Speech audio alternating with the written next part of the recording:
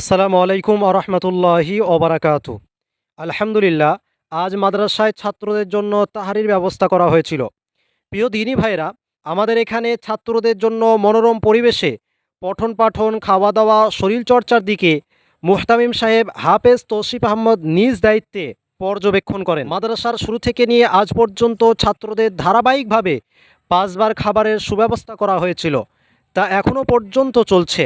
এবং মাসে 4 বার তাহারি বা বিরিয়ানি দেওয়ার সুব্যবস্থা করা হয়েছিল, তা এখনও পর্যন্ত দেওয়া হচ্ছে।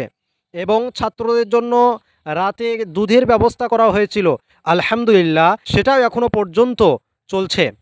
আপনারা সকলে দোয়া করবেন যেন কিয়ামত পর্যন্ত ছাত্রদের পঠন পাঠন ও খাওয়া দাওয়ার দিকে সুন্দরভাবে খেয়াল রাখতে পারি।